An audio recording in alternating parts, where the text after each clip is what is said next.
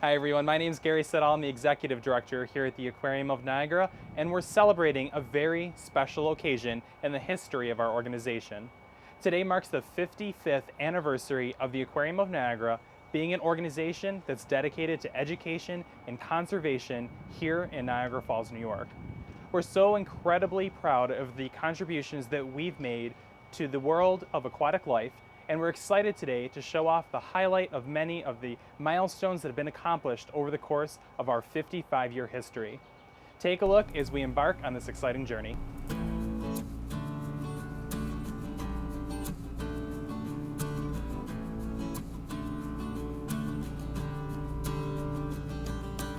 I was actually here in 1965 as a child when they opened up that summer. My mother brought me here because I was such a dolphin fanatic, and they had dolphins in the falls. She had to take me here to see them.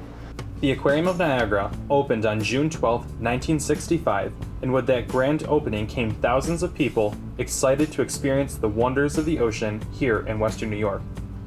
But the founders of the Aquarium of Niagara had bigger plans. They wanted to ensure people living in communities across the country could experience the awe and wonder for themselves. Their goal was to run an aquarium using a newly developed formula for artificial seawater.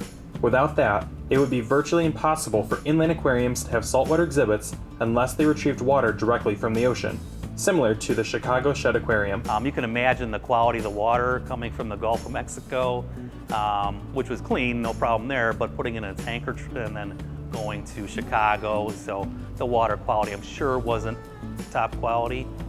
That formula, known as Instant Ocean, is used to this day. It helps inland communities around the world access the wonder of the oceans and all of their colorful and charismatic characters. Since the very beginning, the Aquarium of Niagara has embraced its role as a champion for aquatic life. For nearly 30 years, we were known for our most popular residents, dolphins. The aquarium was home to a pod of bottlenose dolphins and one very special dolphin named Buster. Buster's an Amazon river dolphin, Bodo river dolphin. He was one of two at the time in the country, I believe. I believe Pittsburgh had one too. Buster quickly became a crowd favorite and claimed a special place in the hearts of the trainers who worked with him during his 20-year stay at the aquarium. Yeah, he was a really fun dolphin. He was interactive with people.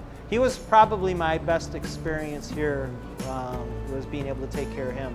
But over the years, scientists learned more and more about the needs of cetaceans like Buster and the bottlenose dolphins. It became clear that the Aquarium of Niagara's main pool was no longer suitable for those complex and intelligent animals. So in 1995, the aquarium made the difficult decision to say goodbye to its dolphins. So they had to make that decision. The animal welfare has to come first over the most popular animal we've ever had here over the years. The aquarium's commitment to animal welfare goes beyond dolphins and applies to every species that has called the Aquarium of Niagara its home. To me, that's why we exist. That's the fun part of the job, is you can go home saying, well, I contributed to that side of it too by keeping these animals healthy and thriving. And that's what I've always, over the years, that's where my main focus is. I come in, get started, start taking care of the animals, and it's not work if you like your job, they say. And it can be work, but it's still fun. 1978 was a particularly fun year at the aquarium. We established a humble penguin colony and welcomed these Peruvian birds to Niagara Falls for the first time. The birds thrived in their habitat, having several generations of offspring. In fact, the aquarium once welcomed 6 new additions in a single year. Probably had, I would say, at least a dozen penguins, offspring, that we sent to other places, and we got in from other places too. So they did very, very well considering what they had. But despite these achievements, some things still felt off. The exhibit we had before was very small, okay? And my biggest wish as an aquarist here in taking care of the birds was to see them get a bigger exhibit, a bigger habitat to live in, before I was done with my time here, and it has happened. In 2018, the aquarium opened Penguin Coast, a $3.5 million project and state-of-the-art exhibit for its Humboldt penguins. The transformation literally brought new life to the colony. It helped the Aquarium of Niagara on its track towards accreditation from the Association of Zoos and Aquariums.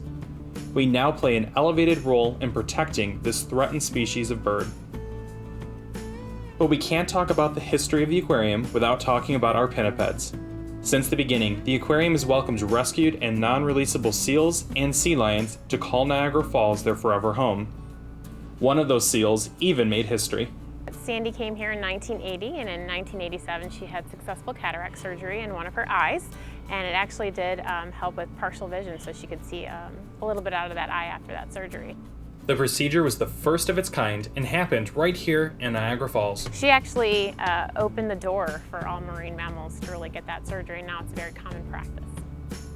But Sandy is just one of the many rescued seals and sea lions who have called the Aquarium of Niagara home throughout the years. So as a non-releasable animal, Ari helps us communicate the incredible stories and messages behind sea lions living in the wild, as well as the threats that they face. The aquarium's focus on rescued and non-releasable marine mammals gives animals who once had a bleak future a new lease on life. You know, there's not a lot of options available for these animals living out in the wild that don't have a place to go. A lot of them face many challenges and threats, and it's important that there are zoos and aquariums available in order to provide really good long-term homes for these animals that require really specialized care. These animals have become ambassadors for their species. So every animal, and Ari is no exception, has their own unique personalities and their own very special rescue story. And I think that's what makes it easy for us to get the public inspired and excited about the amazing work that we do. When you see a sea lion like Ari, who's really goofy and really funny, okay, it makes it a lot easier to get people excited about those incredible stories.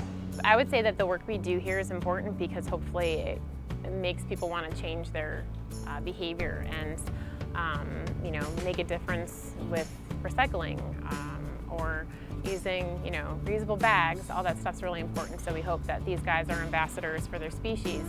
So people do want to make that change. While animal care is at the center of everything we do, the aquarium has recently made great strides towards improving the visitor experience. In just the last 5 years, we've gone leaps and bounds over what we had been for the first 20 years I was here. In that same time, the aquarium has invested over $10 million in capital improvement projects. After Penguin Coast opened in 2018, we quickly began working on Aliens of the Sea and look forward to cutting the ribbon on M&T Bank's Shark and Ray Bay later this year. And as for the future, well, it looks bright. The aquarium recently completed a strategic planning process and looks forward to its next major capital project, a state-of-the-art habitat featuring seals and sea lions.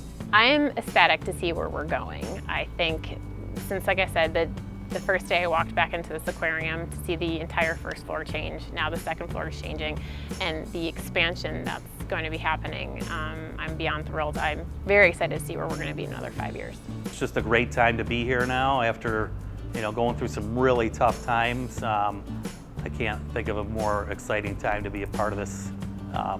Facility has grown so much in the past 3 years. We've got an excellent leadership team here, and looking forward to all the things we're going to be doing in the future, expanding. I can't wait for that to happen. It's going to take some time, but we'll get there.